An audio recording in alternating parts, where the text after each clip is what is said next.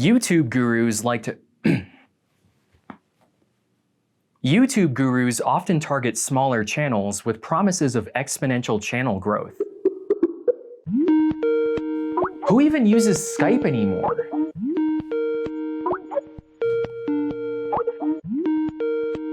What? Hello? Hello, is this thing working? Hey, don't hang up. I'm you from the future. Okay. You see, I found this ancient artifact that lets... Wait, you believe me? Yeah, why not? Oh, okay. Well, without giving away too much, things don't work out so well for us here in the future, so when are you? It's summer 2021. I was just getting ready to film the Life Coaches video. Forget that one. It's like an 8 out of 10. Really? Yeah, it's not worth it. So, have you already made the Mormon video? Yeah, that was a big one. Dang it, I'm too late. Okay, you remember that blooper where you were interrupted by 2 missionaries?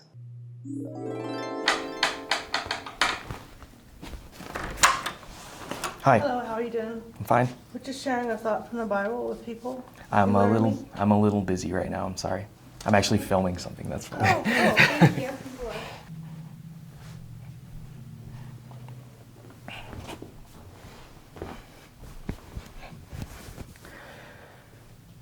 Mormons. Yeah. You all right? You spaced out there for a second. Yeah, it was just, yes, I remember the blooper. Okay, well, you were wrong. Those weren't Mormons, so I need you to make that video again, but this time about Jehovah's Witnesses. What? But I don't know, man. Religion videos always do a number on my mental health. It takes weeks to deprogram their code words from my brain, and from what I remember, Jehovah's Witnesses are really big on language control. Right, make sure you say that in the video. Can't you just tell me what I do wrong in the future so I can correct it? Yeah, what do you think I'm doing right now? Man. I had a friend back in... So I know a little bit, but... Give me a second. Right, so apparently all of this traces back to a guy named William Miller. I don't even know how many times I've talked about this guy lately. I'm starting to piece together why the event he's most known for is called the Great Disappointment. In the 1840s, he was so convinced that the world was going to end that people sold their land, their houses, and gave away all of their possessions to help spread the good news. Because who needs it? The world is going to end on October 22nd, 1844. Why October 22nd, 1844? Okay, so do you have a calculator? Because you're gonna need a calculator. I'm serious, for like the whole video, just keep it with you. At least get a pencil and paper, because apparently this is a math channel now.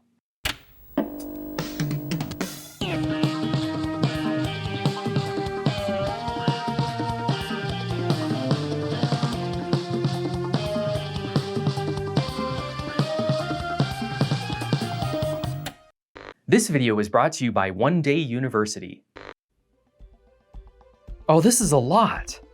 Man, this is gonna be even longer than my Mormon video. You better be right about this. So just like every religion we've talked about recently, it all starts with one guy. In this case, Charles Tays Russell, born in Allegheny, Pennsylvania in 1852. You'll note that 1852 is after 1844, so that prediction obviously didn't come true.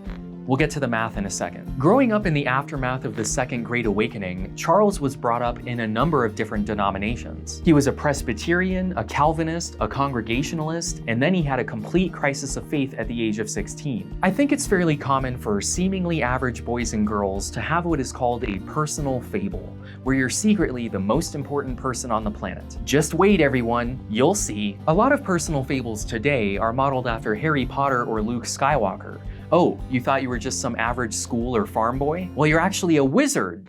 Or a space wizard. Anyway, back in the day, there weren't a lot of book series or movie franchises to keep people entertained, so most people just read the Bible. And some people were so into it that they came up with religious personal fables. The difference between people like William Miller, Joseph Smith, and Charles Tays Russell and the rest of us is that we usually grow out of it. We don't try to convince other people that we're actually a wizard, or a prophet, which is just the Christian form of a wizard. Russell overheard a speech by a Second Adventist preacher and decided that he was going to be the one to decipher the Bible and figure out when the world was going to end. He started hanging out with people like George Storrs, who was a follower of William Miller. To come up with Miller's end times prediction, you take 457 BCE, because that's when someone decreed that Jerusalem should be rebuilt, and then you add 2,300 days, because that's from the prophecy in Daniel 8. The verse isn't actually predicting anything, two angels just casually say that number. But you also have to take into account that line from 2 Peter, with the Lord, a day is like 1,000 years, and 1,000 years are like a day. This is known as the day-year principle, and we're gonna see this a lot. So you take negative 457 and you add 2,300 years. And since the year 0 didn't happen, you add one more and you get 1844. The people who came up with this math are now teaching Russell. This is when he hears about the two-stage advent, a foundational concept which comes from a guy named Manuel Lacunza in the 1790s. The first stage being that Christ will invisibly take the throne in heaven. The Seventh-day Adventists, another group which can trace their roots back to William Miller, still believe that the invisible part began in 1844. Guy's been dead for 170 years and people are still using his calculations. After Christ's invisible return, other events which are described in the book of Revelation would occur over a period of years or even decades, culminating in the Battle of Armageddon. Charles starts hanging out with a guy named Nelson Barber, another former Millerite who started his own magazine called the Herald of the Morning. Barber predicted that Christ's invisible return would happen in 1874.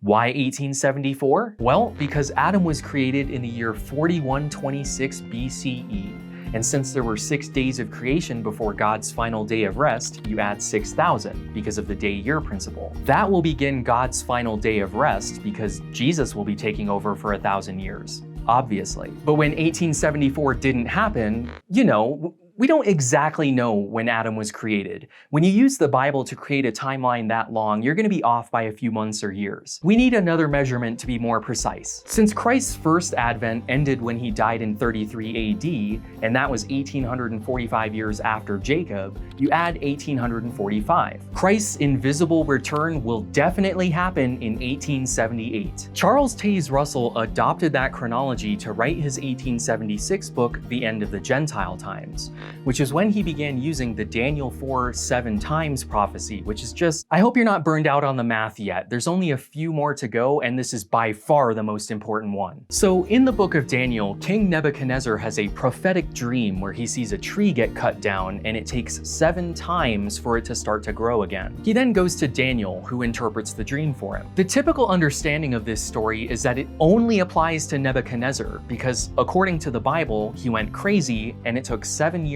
for his mind to be restored. It's not a prophecy about Christ's second coming. But since Nebuchadnezzar was the king who destroyed Jerusalem, Charles Tays Russell takes this to mean that Jerusalem will be restored after a period of 7 times. The obvious assumption to make is that a time is just a year. But since it was years in the prophecy, that makes it a prophetic year, which means you use the Jewish calendar where a year is only 360 days long. But since day means year, 360 years. Jerusalem was destroyed in 606 BCE, so you take negative 606 and you add 7 times 360, which comes out to 2520, and you get 1914. So 1914 will be the end of the Gentile times. There are other calculations which connect to this date, like the removal of the papacy in 1799, which began the last days. Another method involves measuring the pyramid in inches. I don't know why so many people think the pyramids hold some special prophetic meaning, whether it's from aliens or God. Russell referred to the pyramid as God's stone witness and prophet. At this point, Russell and Barber still believed that Christ's invisible reign would begin in 1878. But since it's invisible, they began predicting other events. When Christ takes the throne, exactly 144,000 anointed king priests will be called to serve alongside him. Any of those people who are currently dead will be resurrected, and anyone currently living will be raptured. These events are known as the resurrection of the ancient worthies and the rapture of the saints. When nothing visibly happened in 1878, Russell and Barber had a falling out because Nelson Barber no longer believed. On July 1st, 1879, Russell began publishing his own magazine, Zion's Watchtower and Herald of Christ's Presence. He still wrote that Christ's invisible presence and the resurrection of the ancient worthies began in 1878, but the rapture of any anointed still living on earth wouldn't begin until 1881. He also continued to insist that the end would occur in 1914. You have to remember that unlike mainstream Christians, Charles Tays Russell believed that the second advent would occur over a period of years rather than all at once. Remember that Christ's first advent lasted 33 years, so he's setting dates for different events that aren't necessarily the end. They're just part of the biblical last days. But you'll note that the only ones he sticks to in the past are the invisible ones. Followers of Charles Tays Russell and the Watchtower magazine began to organize themselves into what eventually became known as the Bible student movement. Bible students, and therefore Jehovah's Witnesses, do not consider themselves to be a denomination of wider Christianity. They are the only true Christians. All of the other churches are false, part of the harlot of Babylon mentioned in the book of Revelation. Witnesses are best described as a sect because they are completely separate. Bible students and witnesses are not unique in their beliefs. For any one of their doctrines, you can find several other religions that believe the same thing. They're unique for their particular combination of different beliefs. You can think of Jehovah's Witnesses as a pick-and-mix religion, built out of doctrines and ideas from multiple sources and denominations, just like Charles Tays Russell himself in his early years. For example, unlike most Christians, they reject the Trinity and believe that Jesus was the first creation of God, but not God or even part of God. Jesus is subordinate to God, not co-eternal with God. In the Old Testament, God's name is represented by the Tetragrammaton, YHWH, typically pronounced in Hebrew as Yahweh. But we actually don't know what the vowel sounds should be. It could be yoo-hoo woo-hoo for all we know. That said, the King James Bible, and therefore most of Western Christendom, has changed the Y to a J and the W to a V, giving us Jehovah. Bible students and witnesses place a lot of importance on using Jehovah's actual name. Oh, you're in a personal relationship with Jesus Christ? Well, I'm on a first-name basis with Jehovah God. Jesus was sent to earth by God as a ransom sacrifice to buy back humanity's salvation from the devil. We currently live in Satan's wicked system of things. Ever since Adam failed to read the Apple terms and conditions, we've been doomed to an imperfect life of suffering. We've been permitted to govern ourselves this entire time, and look what happened. Jesus was a perfect being who had to sacrifice himself in order to buy back perfection for the rest of humanity. Imagine a duffel bag full of money nailed to the cross. Now stop imagining it, because Jehovah's Witnesses believe that Jesus died on a torture stake, not a cross. The cross is a pagan symbol used by false religions, and Jesus was not physically resurrected after spending 3 days in that cave. He was only spiritually resurrected. Anything he did on earth after the resurrection was through other people. They hold a millenarian view of the end of the world, meaning that the current system of things will be destroyed and renewed before Christ's millennium. Under this new system, everyone will be resurrected and judged. You do not have an immortal soul, and you are not guaranteed everlasting life. Those things can only be gained through Christ as a gift from God. This is known as conditionalism and doesn't necessarily track with what is said in the Bible. If you are deemed unworthy, you simply cease to exist. There is no hellfire or eternal damnation, which actually does track with the Bible. Hell and purgatory were invented by the Catholics hundreds of years after the time of Jesus, and Jehovah's Witnesses despise the Catholic Church in particular. Witnesses do not pass around a collection plate like the Catholics. They don't do tithing either. Instead, up until recently, the organization made money through the sale of books and tracts. Tracts are those little pamphlets that witnesses are known for handing out. In 1881, Zion's Watchtower Tract Society was formed as a publishing arm for the Bible student movement. A year later, Russell was elected pastor of the entire movement. Over the next few years, he published 6 books which would come to be known as Studies in the Scriptures, which he viewed as the Bible reorganized by topic. You could not fully understand the Bible without his companion volumes. You see, the Bible is an instruction manual for life, while Studies in the Scriptures and Watchtower publications are like strategy guides, full of developers' code that will help you figure out how to play the game. Bible student classes were then restructured to primarily focus on Watchtower publications rather than the Bible itself. This is the same basic structure as Jehovah's Witness meetings today. Let's prepare a short comment. Step 1. What is the question? Step 2. Find the answer in the paragraph. Witnesses do not attend mass or church. They go to meetings, because Russell denied ever being a denomination, sect, or even a religion. It was just a grassroots movement of Christians studying the Bible together. And that may have been true at first, but as time went on, the growing Bible student movement became much more structured and organized. In 1896, the Watchtower Bible and Tract Society of Pennsylvania was officially incorporated. In 1909, the People's Pulpit Association was founded in New York, and the headquarters of the movement was relocated to Brooklyn, where it would remain for the next 100 years until it was moved to Warwick. Charles Tays Russell and his wife finalized their divorce in 1906 after a decade-long separation initiated by her. He was failing to render his marriage dues, and I'm not talking about money here. She suspected he was having an affair, which he likely was. He treated her less like a wife and more like a publishing assistant or stenographer. You see, his wife was a suffragette and feminist, while Russell himself was a traditionalist, believing that no woman should be in a position of authority over any man. Jehovah's Witnesses believe that women are weaker spiritual vessels. Sisters are not allowed to conduct a sermon, teach a class, or hold any leadership position at any level. The husband is the head of the family and the wife is to remain silent. Russell even said that his followers should never be in a closed room alone with a woman except for immediate family members. So when it comes to interactions between the sexes, Bible students and witnesses are to the right of this guy. Unsurprisingly, sex outside of marriage, pornography, and masturbation are strictly forbidden in witness culture. Russell had no sex drive, so you shouldn't either. By this time,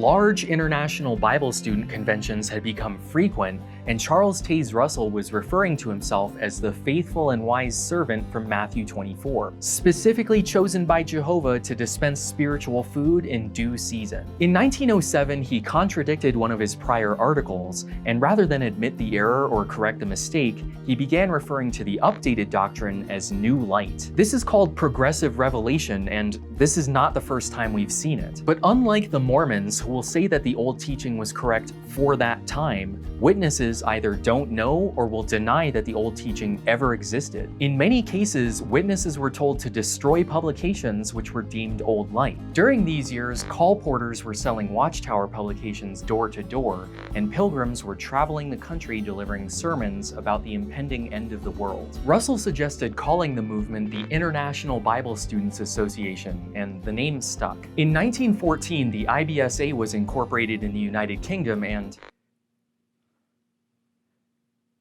oh yeah, World War I began. All of a sudden, everyone wanted to be a Bible student. I mean, if ever there was a war that would escalate into the Battle of Armageddon, the Great War would be it. That obviously didn't happen in 1914, but you know, any day now. Russell shifted the date back twice before deciding that Armageddon would happen in 1918. But then he died in 1916, so he didn't get to see if that would come true. 2 months later, Joseph Franklin Rutherford was elected as his successor. Just like Brigham Young with the Mormons, David Miscavige with the Scientologists, and Marshall Applewhite with Heaven's Gate, it's always the second in command you have to keep your eye on. We've seen this pattern so many times now that I'm starting to think it's a necessary filter. We don't hear about the hundreds of religions that fall apart after the death of their founder. If there isn't a strong-willed personality able to take charge and pick up the pieces, they just sort of fade away into history. How did the Mormons, Jehovah's Witnesses, and Scientologists survive their respective Great Awakenings when so many others did not? Because they had a second leader capable of changing the message to account for the death of their first leader. While Charles Tays Russell started the Bible student movement, J.F. Rutherford made them into the Jehovah's Witnesses we know today. Though, like the other religions, it was a messy process. In 1917, a 7th volume of Studies in the Scriptures was released, which was originally sold as being written by Russell, but was actually written by followers of Rutherford. Rutherford portrayed this as the penny from Matthew 20, making him the new faithful and wise servant. This was supposed to legitimize Rutherford's succession, but several Bible student groups disagreed and split off to form their own organizations, some of which still exist today. While Jehovah's Witnesses are by far the largest surviving group of Bible students, they're not the only. Both Russell and Rutherford taught that Bible students should conduct themselves as foreigners and temporary residents in this world. They weren't pacifists, but they were conscientious objectors. As the First World War continued to spread and countries enacted drafts, Bible student publications which spoke out against military service were seen as seditious. Canada banned their literature in 1918. When the United States joined the war that same year, J.F. Rutherford and several other ranking members of the Bible student movement were put in federal prison to stop them from spreading their message. They were released after the war ended, but this was a rather formative experience. Even though the First World War had ended, the end times had clearly begun. So Rutherford proclaimed that millions now living will never die in his 1920 book by the same name. Anyone who lived through 1914 was part of the last generation. This is important, so remember that. Using incorrect dates for the Jewish Jubilee, Rutherford calculated that the resurrection and rapture would occur in 1925. So any remaining Bible students were urged to give everything to the preaching work. Colporteurs, which were later renamed publishers, were required to report how many hours they spent distributing publications door to door to the Watchtower Society. Your average Jehovah's Witness today is a publisher who spends a few hours on the weekends going door to door. It's a lot like Herbalife. You're not a member or customer, you're a distributor. And in much the same way, the more time you devote in service to Jehovah, the more you move up in the ranks. Pilgrims were renamed pioneers, and they distribute literature full time. Many of them give up having a worldly job entirely. If they go door to door for 50 hours a month, they're an auxiliary pioneer. If they preach for 70 hours, they're a regular pioneer. And if they devote 130 hours a month to the ministry, they're considered a special pioneer. In the beginning, Jehovah's Witnesses were basically a book publishing MLM. People sold their land, their houses, and gave away all of their possessions in order to spread the good news that the world was going to end in 1925. Just had some deja vu there. Anyway, it's a lot like that famous Nickelback song. If today was your last day, tomorrow was too late, would you live each moment like your last, donate every dime you had? What? You don't want to be quoting Nickelback. Why not? They're a really popular band. Not in this timeline, they're not. If you do that, that's all the comments will be about. How could you possibly know that? I'm from the future. When are you calling me from? I can't tell you that. Why not? Look, I'm doing what you said. I'm making the video. You're not really giving me a lot of information to work with. Like, how does the future not work out for us? Are the witnesses actually right? I can't. Look, if I told you too much, you'd live each moment like it's your Okay, you said you were in 2021? Yeah. Okay, I'm not, but if I told you I was calling from 2023, you'd spend all of 2022 acting like a jackass, driving like a moron, eating all of the junk food and candy you want, and doing risky things like skydiving because you know you're gonna make it until at least 2023. Nuh-uh. I mean, I would never go skydiving, that's just stupid. Oh my.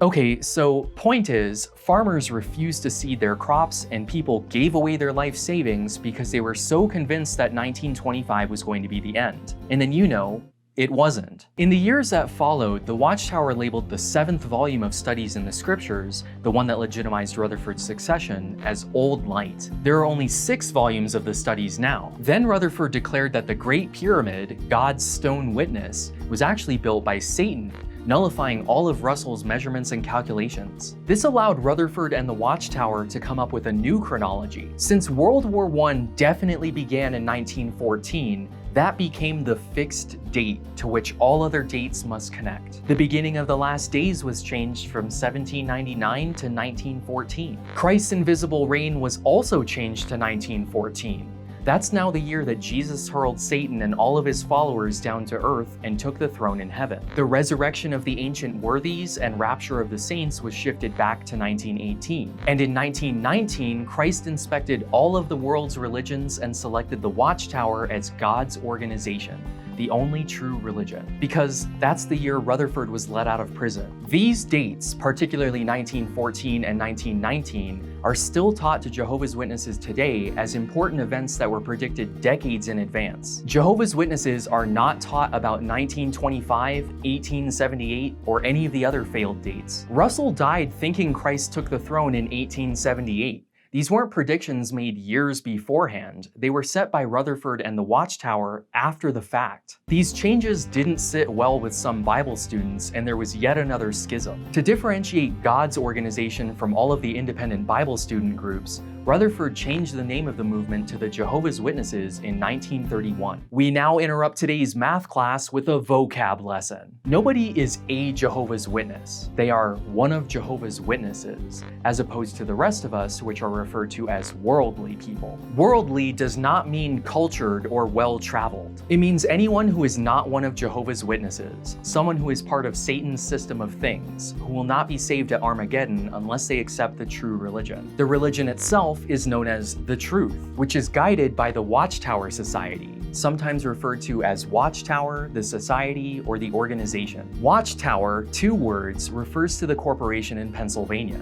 Watchtower, 1 word, refers to the People's Pulpit Association, the headquarters branch, which was renamed the Watchtower Bible and Tract Society of New York in 1956. Yes, the difference matters. Do you see why this video is so long now? They publish a magazine which outlines the content of witness meetings and dispenses spiritual food, known as the Watchtower. 1 word. It went through a number of name changes over the years, but in 1939 they settled on the Watchtower Announcing Jehovah's Kingdom. They also publish a lifestyle magazine known as Awake, originally named The Golden Age, which began publication in 1919. It's through these publications that Rutherford and Watchtower made changes to the doctrine. Though it's important to point out that a lot of their beliefs aren't the result of the Watchtower just making a random announcement apropos of nothing. They're usually responding to a question that someone sent in. In 1921, the Watchtower came out as anti-vaccine, saying that Satan was trying to cause as much damage as he could just before the end. Thankfully, that teaching was declared old light in 1993. They said that you should stop chewing gum because your body needs that saliva to digest food, and that you should sleep with your head pointed north to align with the Earth's magnetic field. Tobacco is bad for you, but alcohol is fine. Along with providing dubious medical advice, it was during these years that they began depicting Jesus as dying on a stake rather than a cross, declaring it a pagan symbol. Jehovah's Witnesses are the only Christians who believe that. This is based on a mistranslation of the Greek word stauros. Witnesses think the word means upright pole or stake. Everyone else thinks it means cross. This was part of a larger move against interfaith symbols and activities. Since Jehovah's Witnesses believe they are the only true religion, they won't join interfaith organizations like the YMCA or participate in pagan holidays like Christmas. In 1927, the Watchtower called for an end to Christmas celebrations. Ever since then, Jehovah's Witnesses do not observe Christmas as the day Jesus was born, and they're actually kind of right about that one. It was the winter solstice long before it was Jesus' birthday. Since witnesses do not believe that Christ was physically resurrected, there is no special meaning to Easter, so they don't celebrate that either. Instead, they observe the memorial of Christ's death, or just memorial for short. According to them, this is the only holiday that the Bible allows, and it's observed on the supposed day of the Last Supper. It coincides with the Jewish Passover and moves around every year, but it typically comes before Easter. And it's commemorated in much the same way. This is the big event that everyone comes to,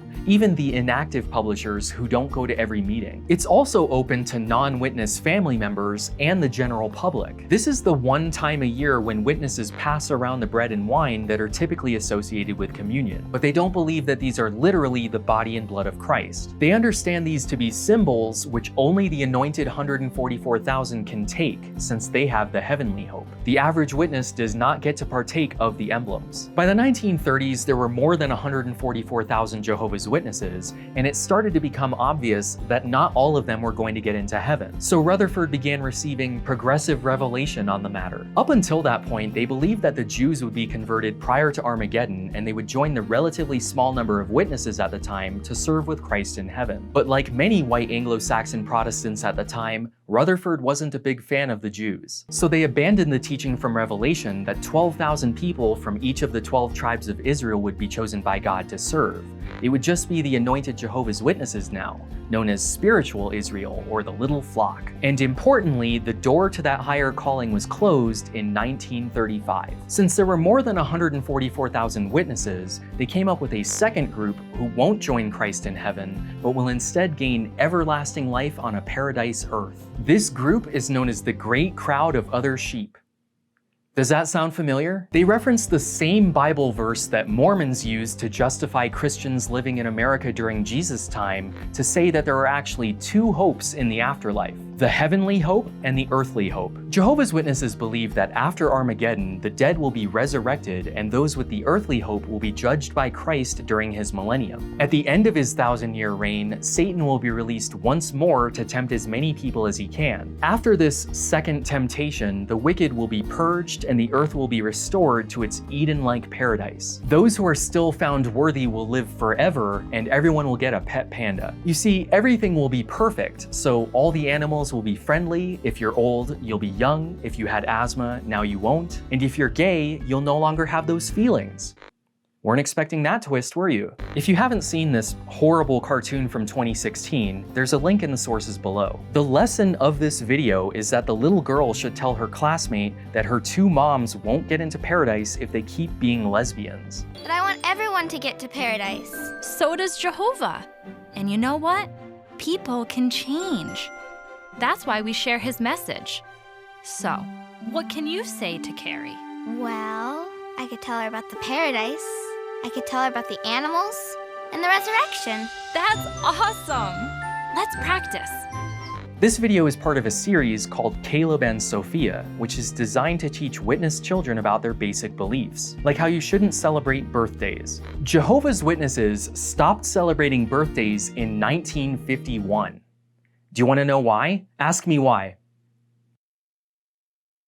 Really? The one time I want to be interrupted and you... Fine. It's because there are only 2 birthday celebrations in the Bible and someone dies at both of them. This is clearly a sign from God. Jehovah's Witnesses are kind of superstitious when it comes to stuff like that. So they don't celebrate any holidays, not religious ones like Christmas or Easter, not personal ones like birthdays, and not even Mother's Day, Valentine's Day, or New Year's. They're especially not allowed to celebrate national holidays like July 4th. After the way Jehovah's Witnesses were treated during the First World War, Rutherford denounced all secular governments as being part of Satan's wicked system of things. They had no divine authority and thus should not be trusted. He also had a particular disdain for the League of Nations, which he viewed as the worldwide government mentioned in Revelation. Witnesses still feel that way about the United Nations today. As Hitler began to take power in the 30s, German witnesses refused to salute the man or any of his pagan symbols. This was kind of a big deal to the Nazi Party. To avoid being banned in Germany, Rutherford made a public statement saying that while witnesses are politically neutral,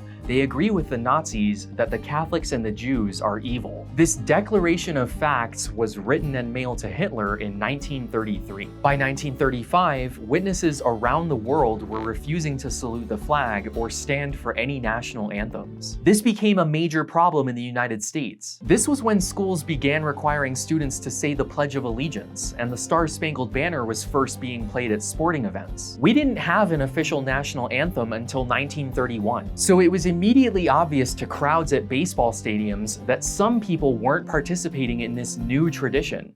What are you, a commie? Crowds regularly assaulted witnesses who refused to participate. In the 1940s, the Jehovah's Witnesses took the issue to the Supreme Court multiple times and won. They are the reason you can sit out the pledge and anthem to this day. That didn't stop the harassment though, as this newfound national patriotism swept through the country as a direct result of the Great Depression and World War II, which were just more signs that the end was near. Just as the Depression was starting in 1929, the Watchtower bought a 10-bedroom mansion in San Diego, specifically to house the ancient worthies that would be resurrected any day now. Until then, Rutherford got to live there and named it Beth Serene. He was living a life of luxury while the rest of his followers were rubbing pennies together, selling books door to door, and occasionally being beaten by angry mobs. When World War II began, things didn't get much better for the average witness. Their refusal to participate in the draft became an issue again, so the entire country of Canada banned their religion in 1943. This was yet another sign of the coming Armageddon. In the lead up to the final battle, during a period known as the Great Tribulation, all religion will be banned and the new worldwide government will hunt down any remaining believers.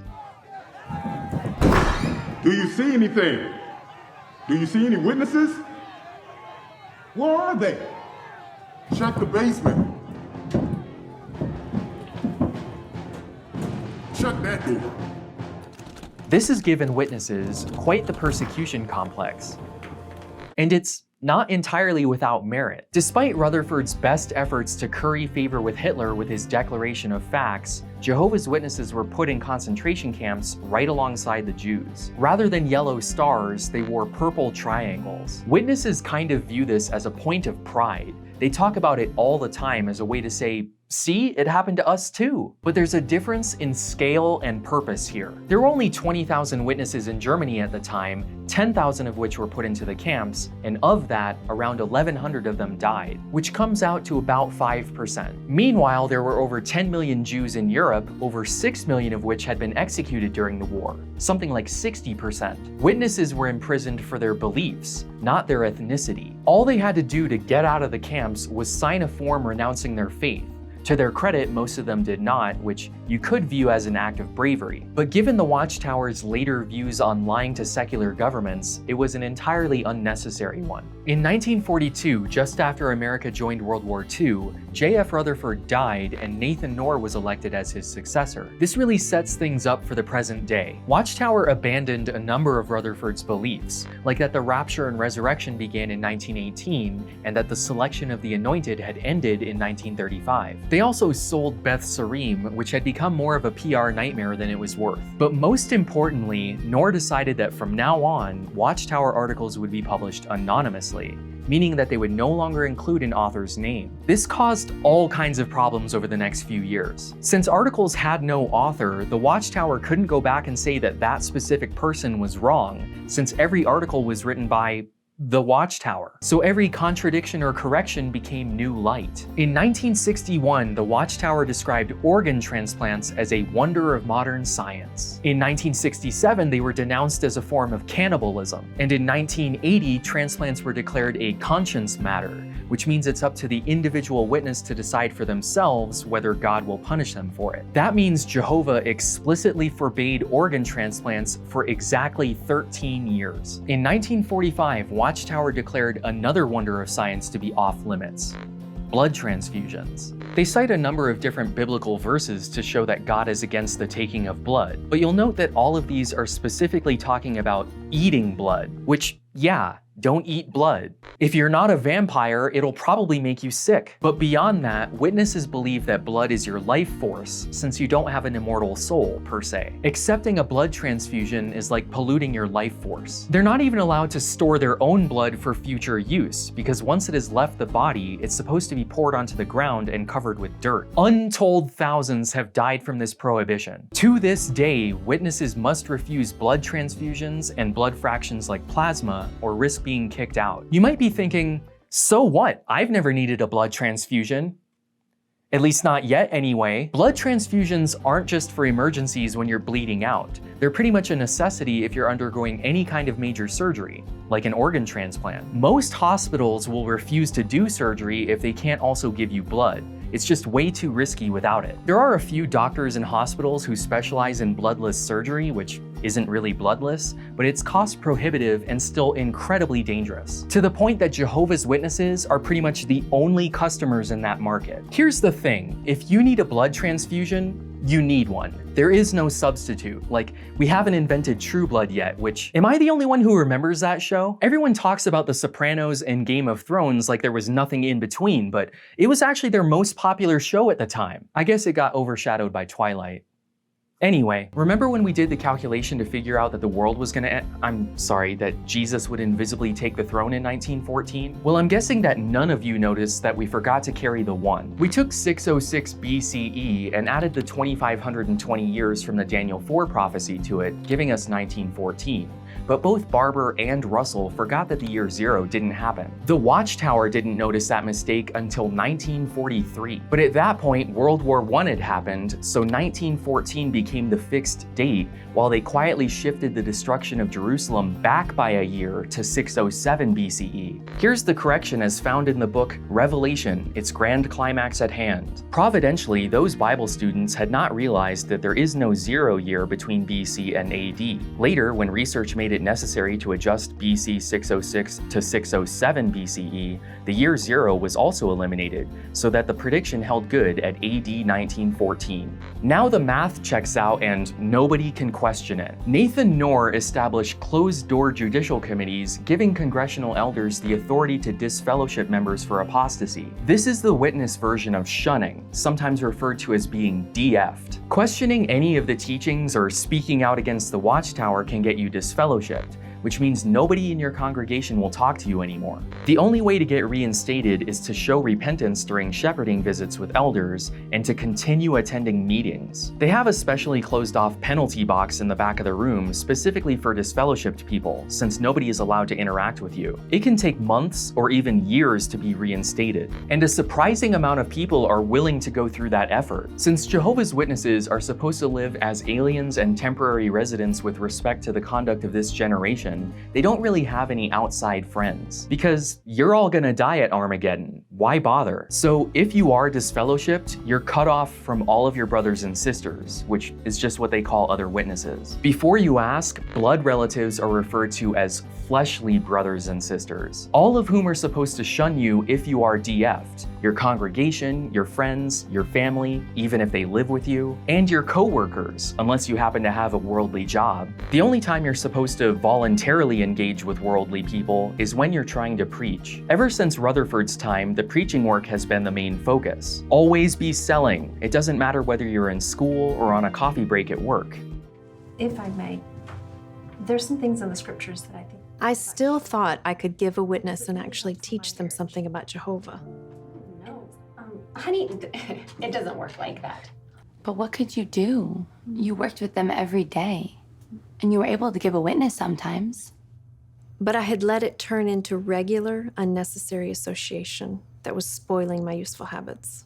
During World War II and the decade that followed, Jehovah's Witnesses were involved in dozens of First Amendment cases in the Supreme Court, mostly to defend their right to preach in public. A few cities passed laws banning door-to-door proselytizing. So the witness pioneers started driving around in cars like this, retrofitted with giant speakers to broadcast speeches to the entire neighborhood. As you can imagine, people didn't like that either. Thankfully, after the Supreme Court overturned those laws in 1943, they just went back to knocking on doors. That same year, Watchtower established theocratic ministry schools in every congregation to train publishers and pioneers to go out in service to Jehovah. And they opened the Watchtower Bible School of Gilead to train foreign missionaries. As the Cold War was kicking off, a lot of people in America started turning to religion because, you know, the world could end at any moment. This period is now known as the Fourth Great Awakening. It's during this era that we saw the rise of evangelical preachers like Billy Graham, who spoke to over 100,000 people in Yankee Stadium in 1957. But you don't often hear about the Jehovah's Witness conventions that were happening at the same time. In 1950, they also filled Yankee Stadium with 123,707 people.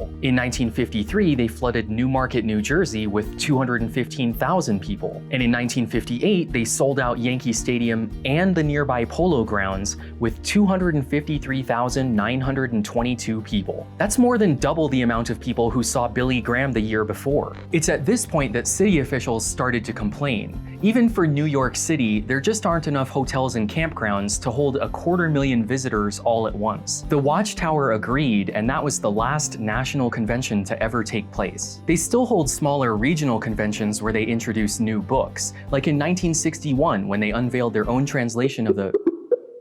Oh, for What is it now? Yeah, you can't use that one, it's too old. Too old? What do you mean? My friend gave me this just a few... If you use that one, that's all the comments will be about, trust me. They came out with a new version in 2013. You need to get yourself this one, it's silver. How am I supposed to find that specific one? Do you not understand how time travel works? Whatever one you get will eventually be this one. Well, still, can't you just tell me where you got that and make it easy for me? Oh my... Lazy! Man.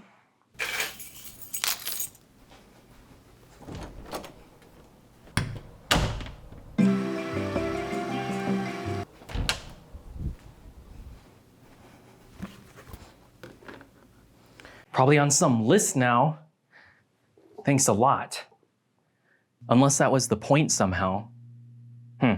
Anyway, in 1961, the New World Translation of the Holy Scriptures was released. They finally had their own version of the Bible. Before this, whenever the Watchtower was citing scripture, they were quote mining from whatever translation said what they wanted to say, which can cause problems if you care about the specific order of events. It's a lot like Star Wars. Did Han shoot first? Well, that kind of depends on what version you're looking at and which ones you consider canon. In the New Testament, nobody ever says the name Jehovah or uses the Tetragrammaton. So Watchtower went through and did a find replace on words like Lord, God, and Father and swapped them out for Jehovah, which changes the meaning of several passages. Turn with me to Romans chapter 10, verse 9. I'll be using the New International Version, but feel free to check this against whatever you have. If you declare with your mouth Jesus is Lord and believe in your heart that God raised him from the dead, you will be saved. For it is with your heart that you believe and are justified, and it is with your mouth that you profess your faith and are saved. As scripture says, anyone who believes in him will never be put to shame. For there is no difference between Jew and Gentile. The same Lord is Lord of all and richly blesses all who call on him. For everyone who calls on the name of the Lord will be saved. Everyone who calls on the name of the Lord. Who is the Lord? Jesus is Lord. It's right there in the same paragraph. Easy. Now let's look at the same passage in the Jehovah's Witness version.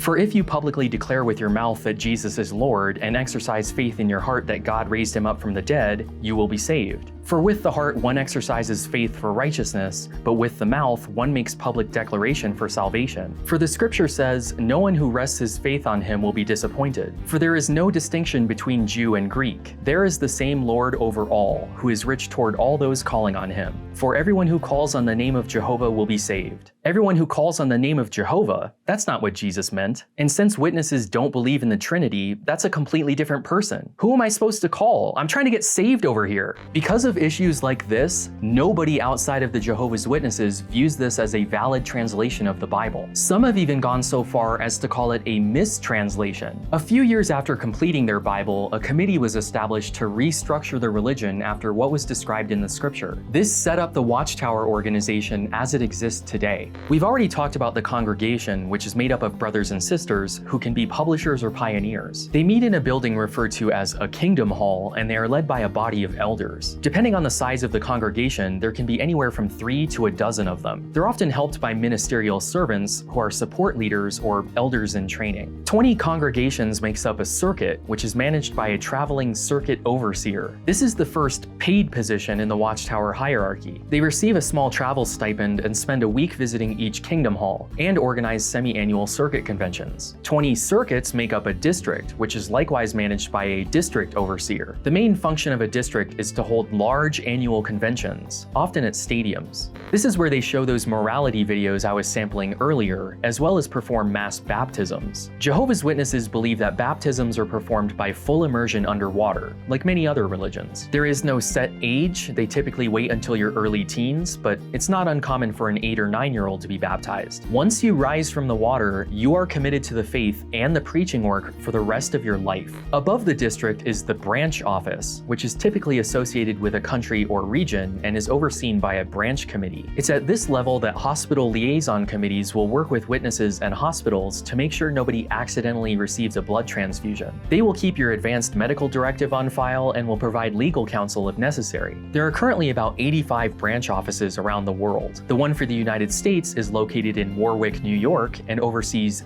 13,000 congregations. This also happens to be the world headquarters of the Jehovah's Witnesses, a compound known as Bethel, which opened in 2009. While every branch office is also technically a Bethel, this is the Bethel. The people who live and work here are known as Bethelites. They're expected to be extremely pious and follow a strict grooming and appearance standard. No bowl cuts or tight pants here. Perhaps the most consequential recommendation of the committee was the establishment of the governing body in 1971, which had taken over control of the organization within a few years. The Watchtower Society, its president, and all of the other corporations are now subordinate to the governing body. There is no set number for the body, but it's currently made up of 8 men, all of whom must be part of the anointed 144,000. They are now the faithful and discreet slave, which is how the witnesses rebranded the faithful and wise servant from Matthew 24 following the release of their own Bible translation. You may have noticed that this organizational structure bears a lot of similarities to the Catholic Church. the only difference being that the Pope is above the College of Cardinals. How could that happen if witnesses specifically denounced the Church of Rome? Watchtower was basing their organization off of what they found in the New Testament of the Bible, which is exactly what the Catholics did. This was a genuine case of inadvertent parallel creation. What? Hey, did you say advertisement? No, I said inadvertent. Well, this might be a good time to mention that this video is brought to you by One Day University. Brought to you by the same people behind CuriosityStream, One Day University brings over 200 top professors from universities across the country together to present incredible live stream talks every weekday afternoon. Members also get access to a library with over 500 past recorded talks on demand. You can learn something new every day with topics including history, politics, psychology, and religion. To research this video, you could have watched Who Wrote the Bible by Gary Rensburg, or A 400-Year History of Religion in America by Mark Oppenheimer. He even talks about the Second Great Awakening and a lot of the same groups and people you do. Memberships are just $8.95 a month or $89 a year. But if you head over to ondayu.com/knowing-better and use the promo code knowingbetter, you can get a 2-week trial for free and a full year for just $45. That's half off. You'll also be supporting the channel when you do. Okay, now you can go back to making the video. Seriously? I don't even know what I was talking about anymore. You threw off my whole groove. You were just about to talk about 1975. In 1966, the Watchtower announced that the year 1975 would mark 6,000 years since Adam. I know some people thought that back in 1874, but they were wrong. It's 1975. People sold their land, their houses, and gave away all of their possessions to help spread the good. How many times has this happened now? The Stay Alive Till 75 campaign had an added twist since the baby boomers were coming of age and started going to college in record numbers. You don't need to build up a career in this dying world. We aren't gonna need doctors and lawyers in the new system because everything will be perfect. To this day, witnesses are discouraged from attending higher education or seeking a career. If you absolutely must have a job, you should take a humble manual labor position such as a janitor or window cleaner. Why would you reach any higher than that in this wicked system of things? Just make sure that you aren't employed by the government, the military, or any contractors which might work for them indirectly. Obviously, the new system did not arrive in 1975. Witnesses were understandably annoyed, and those that questioned Watchtower found themselves in front of judicial committees. To maintain the cleanliness of the congregation, elders were disfellowshipping anyone with doubts. The Watchtower again acted as if the prediction never happened and began discouraging any critical thinking or independent thought. How did I not see this? I guess I just thought... And that's the problem. Relying on my own thinking. One such independent thinker was Carl Olaf Janssen, a witness who decided to look into biblical chronology and published a book called The Gentile Times Reconsidered. He discovered some inconsistencies with the 1914 calculation. You see, the Babylonians were meticulous record keepers, and Jerusalem was not destroyed in 607 BCE.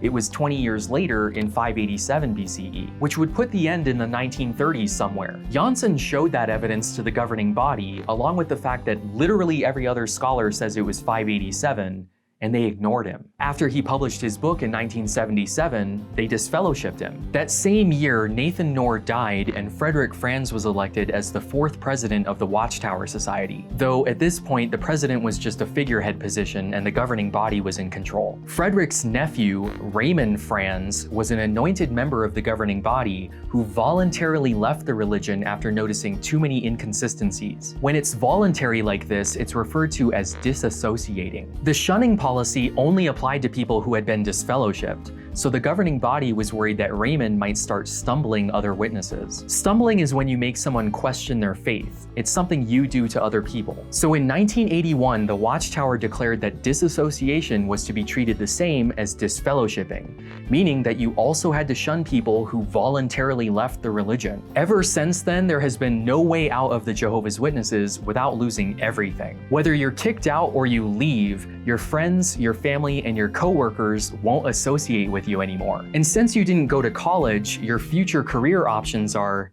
limited. Since you don't have any worldly friends or financial savings to get you started, it's no wonder why so many witnesses end up faking it to stay in. Hello all of my PMO viewers. In response to these high-profile departures, the governing body told witnesses not to consult any secular sources when researching their religion. In fact, don't do any independent research. The Watchtower is God's only channel for information. So unlike my Mormon video, it's incredibly unlikely that any practicing witnesses have kept watching. If you've made it this far, you're either an ex-witness or soon will be. Perhaps not even by choice if you're caught. Since I'm talking about the old doctrine and former calculations, I'm not just a secular source, I'm an apostate one, which doesn't mean what you think it means. Just like every other word, Jehovah's Witnesses have a private definition. An apostate isn't just someone who has abandoned religion. They are being influenced by Satan specifically to stumble witnesses. They'll say anything. They'll lie about doctrine, make up numbers, whatever it takes. So when Raymond Franz published a book airing all of the governing body's dirty laundry in 1983,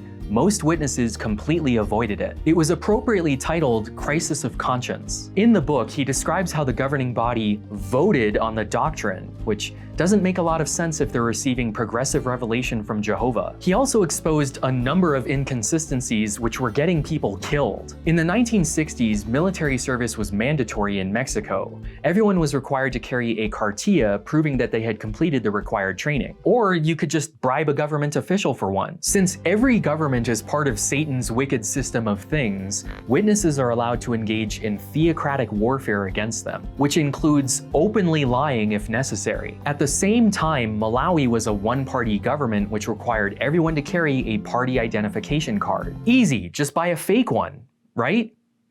Wrong. For some reason, Malawian witnesses were told to just tough it out and ended up being murdered in the streets by police. Tens of thousands of witnesses fled the country as a result. The same year Crisis of Conscience was released and all of this information became public, the Jehovah's Witnesses had another PR nightmare to deal with.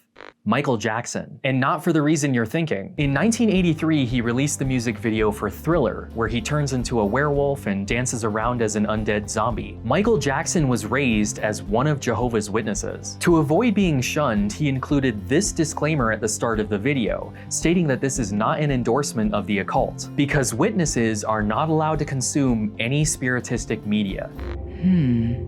It doesn't look that bad. But I know Jehovah hates spiritism, and I want to hate what Jehovah hates.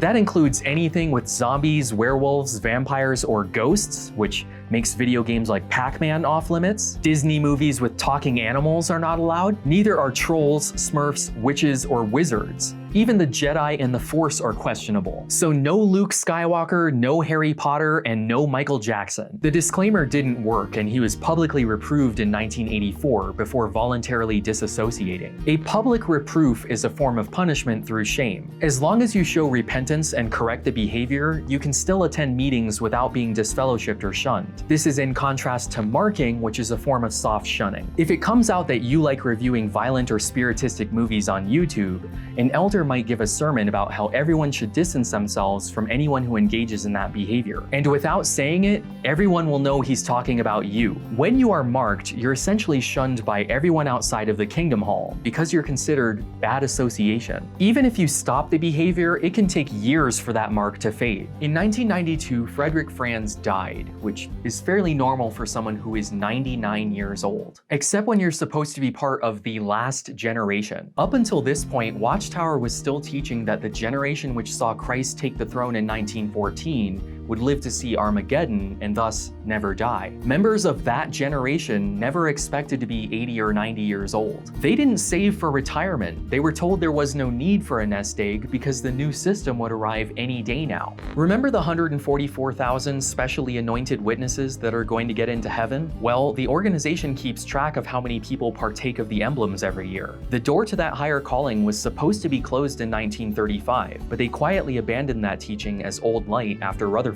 died. For decades, this wasn't a problem, but then the numbers started to grow. As of 2020, over 21,000 witnesses claimed to be anointed and partook of the emblems. The selection process for the higher calling was supposed to be evenly spread out across all of human history. It seems really strange that God would cram 15% of the anointed into the final few years. So What would have caused that increase? In 1995, the governing body changed the generations teaching.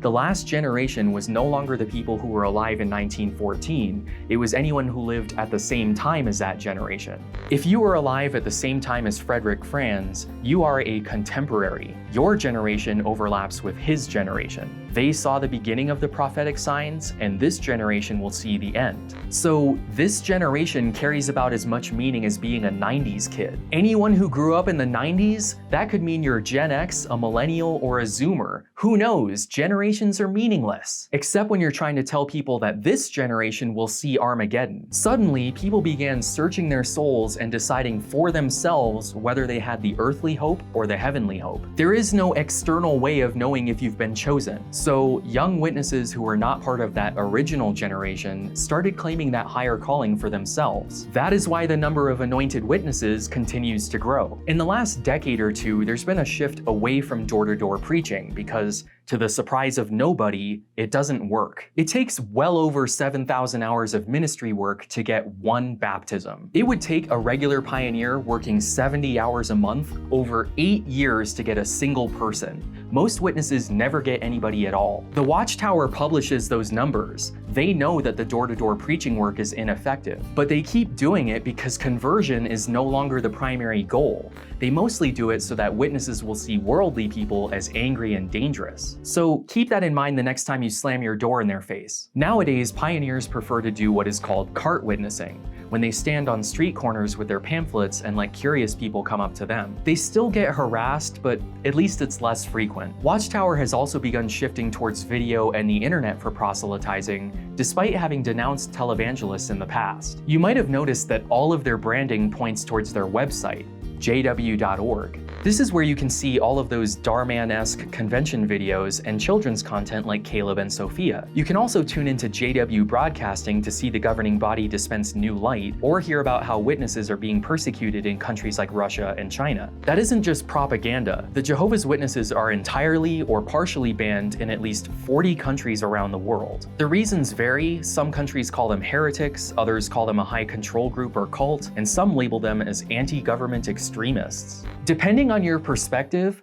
any of those could be true. But this does also play into the Great Tribulation narrative that just before Armageddon, world governments will ban religion. And the list of countries is likely to grow as Jehovah's Witnesses have had a lot of bad press in recent years. Starting in 2012, there were several lawsuits in the United States against the Watchtower Society for allegedly covering up child sex abuse. In many of these cases, the victim went to the elders for help. After thoroughly investigating the matter, judicial committees usually elected to handle the matter internally rather than go to the police. But don't they have a duty to report? Not if the crime is revealed during a religious confessional to an ordained member of the clergy. This is referred to as clergy penitent privilege. As a result of that loophole, judicial hearings and conversations with elders are protected as confidential. Even if they determine that abuse occurred, they still won't go to the police. That would bring reproach on Jehovah's name. You can't let it be publicly known that there was a child predator in the congregation. Besmirching God's organization is tantamount to besmirching God himself. But establishing that a crime even took place is especially difficult in this situation because of the scripture that witnesses use to determine guilt. No single witness may convict another for any error or any sin that he may commit. On the testimony of 2 witnesses or on the testimony of 3 witnesses, the matter should be established. This should sound familiar to you. It's in the Bible multiple times. This is the same line that Mormons use to say that if 3 people testify to it, that makes it true. The witnesses view it from the other side. At least 2 people must say it before it can be true. This is called the 2-witness rule, and it kind of makes sense, right? You can't convict someone based on the word of just one person, but that's pretty much the only way child abuse happens. 1 adult and 1 child. Even if the child works up the courage to go to the elders, if the adult denies it, that's only 1 witness. On top of the fact that children aren't usually taken seriously as criminal witnesses. Let's say there are 2 pioneers going door to door, and one of them decides to attack a worldly child who is home alone. That other pioneer is only 1 reliable witness. Even if you have more than 2 witnesses or even a confession, the worst that will happen to the guy is he'll be disfellowshipped. he'll probably be reinstated after a few years. He probably won't spend a single day in prison. The elders will not inform the congregation that there's a predator in their midst. They won't tell the community, and they definitely won't tell the police. You know, for as much as they hate the Catholic Church, they sure do a lot of the same stuff. Elders take detailed notes of everything that is said in judicial hearings, and that information is sent to the Watchtower Society headquarters, where it is cataloged and stored forever. In a 2014 deposition, a Watchtower representative let it slip that they have that database. There are different retention periods for different documents, but anything that deals with child abuse is marked do not destroy, so it stays indefinitely in the congregation's file. So you could do a search for the term do not destroy.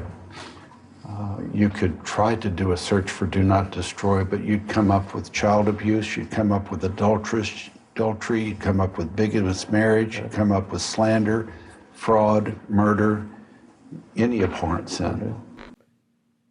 He just said on the record that the Watchtower has a database full of known child predators and murderers. After hearing that, a federal judge ordered them to turn it over. Rather than bring reproach on Jehovah's name, Watchtower paid $4,000 a day in fines. When they finally settled the case, that ended up totaling over $2 million. In 2015, an Australian Royal Commission got their hands on their portion of the database. All of those hypotheticals I gave about the two-witness rule and elder bodies covering up for criminals actually happened. There are about 70,000 witnesses in Australia, and the Watchtower was protecting 1,006 known child predators. There are just over 8.5 million Jehovah's Witnesses in the world, so if that ratio held true for every country, that would be over 100,000 potential child abusers. Most witnesses don't know any of this. Any who do are leaving in record numbers. 2/3 of all children born into the religion eventually leave. When you combine that with the fact that the preaching work isn't as successful as it used to be, you find that 2020 was the first year the Watchtower ever reported a decrease in the number of witnesses. Wait, if they're decreasing in number, how could they possibly be a threat in the future? You better not have tricked me into doing this. Those who remain as one of Jehovah's Witnesses do so because of a fear of missing out. The main message is that Armageddon could happen at any moment. In fact, the process already started in 1914, so you better attend every meeting and give up having a career in order to help in the preaching work. Maybe put off getting married or having kids until the new system. This generation wants to see Armageddon happen in their lifetime, because if they survive, not only will they not have to go through the pain of dying, but they'll be at the front of the line during Christ's judgment. Yes, it worked! Okay, look, I didn't trick my former self into making this video just so I could warn you about the Jehovah's Witnesses. I know I'm lazy, but come on. There are only 1 million of them in America, and they specifically don't vote. If you're only concerned with religions that you consider to be on the extreme fringe, like the Jehovah's Witnesses or Mormons, I think you're missing the larger picture. There are over 100 million Americans that want the world to end in their lifetime. You think I'd abuse time travel just so I could point and say, haha, look at the crazy cult? No, it was to say, look at the crazy cult. Jehovah's Witnesses are not the only people who believe this stuff. 49% of Americans think climate change is actually what the Bible describes as the end times. 30 to 35% of America identifies as evangelical Christian. Of that, half of them specifically support the state of Israel because they believe it fulfills the end times prophecy, the literal gathering of tribes mentioned in the book of Revelation. Jehovah's Witnesses believe the end has already started, think higher education is a waste of time, and that the government is part of Satan's wicked system of things. Mormons believe that the literal gathering of Israel is a sign of the end times and that America will be the Holy Land. Many evangelicals believe some version of all of those things, and while they may not have a single founder, they sure have found their modern charismatic leader, which makes me worried about who their Brigham Young or J.F. Rutherford will be. I mean, the guy is 75 years old. If history is any indication, we need to keep our eye on the second in command, because... What?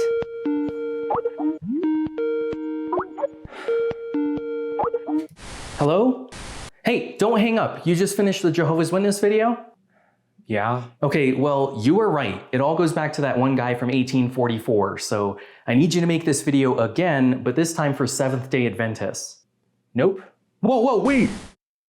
Hey everyone, just wanted to let you know that the Nebula version of this video contains 2 minutes of additional content regarding creation and evolution. Check it out if you're interested. I'd like to give a shout out to my newest Golden Fork patrons, Kid Kaya, Bookworm, Jeremiah, and Snex as a Service. If you'd like to become a baptized publisher, head on over to patreon.com/knowingbetter, or for a one-time donation, paypal.me/knowingbetter. Don't forget to disfellowship that subscribe button or the join button if you're a special pioneer. Check out the merch at knowingbetter.tv, follow me on Twitter, Facebook, and Instagram, and join us on the subreddit.